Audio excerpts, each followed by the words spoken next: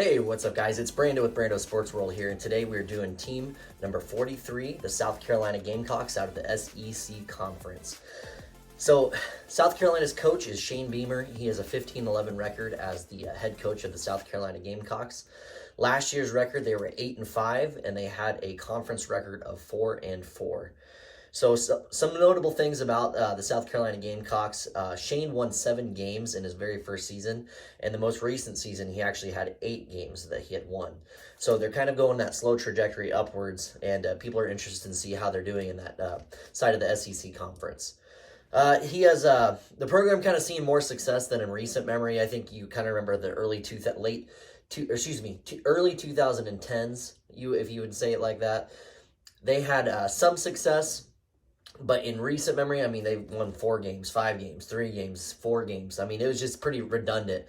So they needed to go in a different direction. So Shane Beamer's kind of put them, since he had taken over the program, he's done so much better than the previous coach did.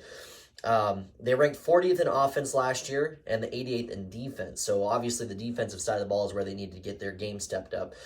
You've seen spurts of the offensive side of the ball where they would score in the 40 range. And you could see this potential. I can't remember which game it was that I watched last year, but they did really, really good I think it was the end of the season too. They really started kicking it into higher gear, and they beat a couple teams they probably wouldn't normally have beaten, but you could see the potential that they had. And so I think if they make slight improvements on the defensive side, they'll start taking that next step that they really need in the SEC conference, because that is a very tough conference, if not the best conference.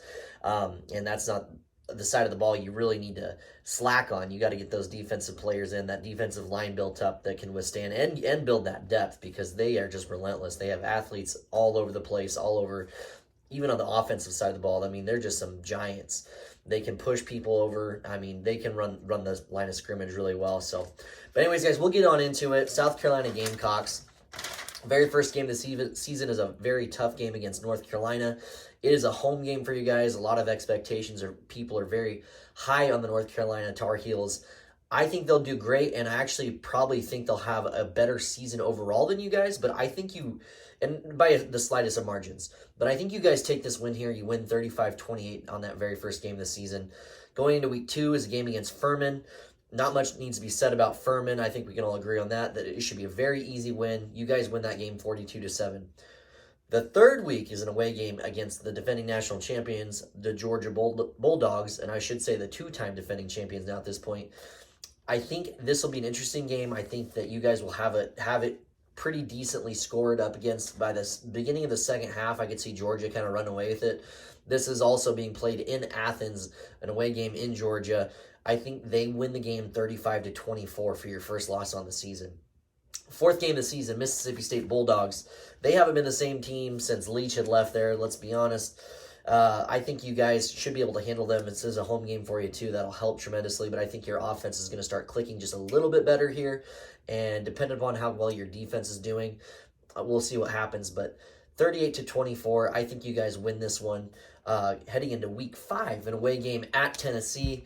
The Volunteers have had tremendous success lately. I know they're kind of under a spotlight, under a microscope, if you will, of by the NCAA with some of the recent violations that they did. But I think that they are still just slightly better than you. I think they have more depth, and I think this being an away game isn't going to help your chances much either. I have you guys losing this one 38-28. Very next week in a home game against Florida, the Florida Gators out in Gainesville. I'm pretty high on the Florida Gators, to be completely honest with you. I think you guys are very similarly close, and I'm going to release a video also today with Florida Gators. That's how close I have you guys in my ranking in the top 50.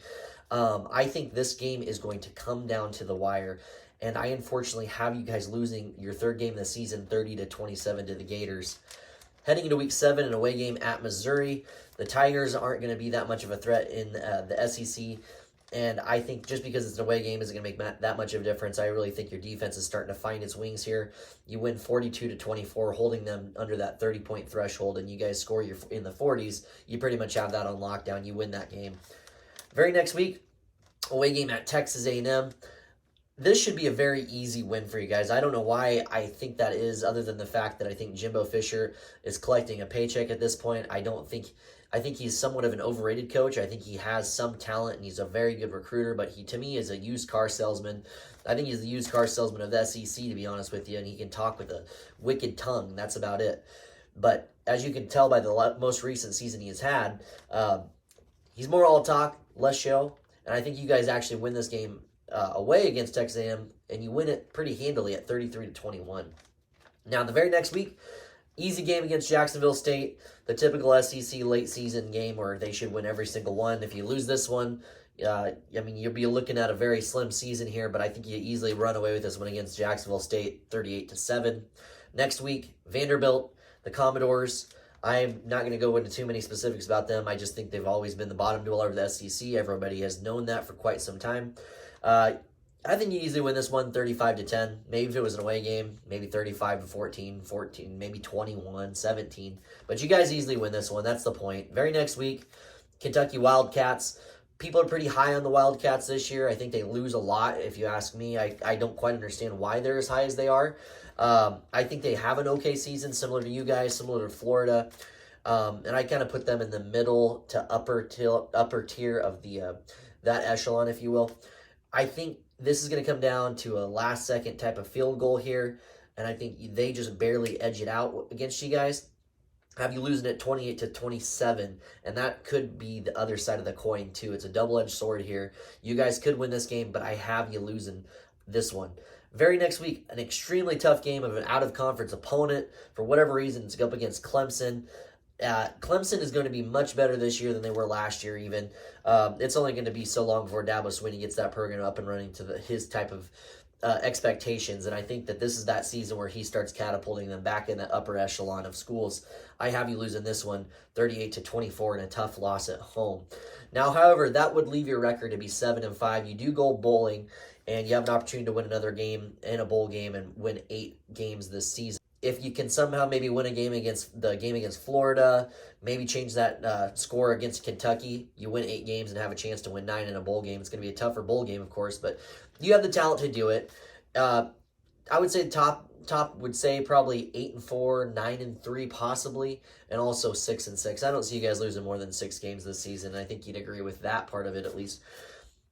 So anyways, guys, that's the South Carolina Gamecocks. I have them at 7-5 on my top 50 college football teams of this season. So please like, comment, subscribe, and follow on for the next videos, and we'll catch you in the next one.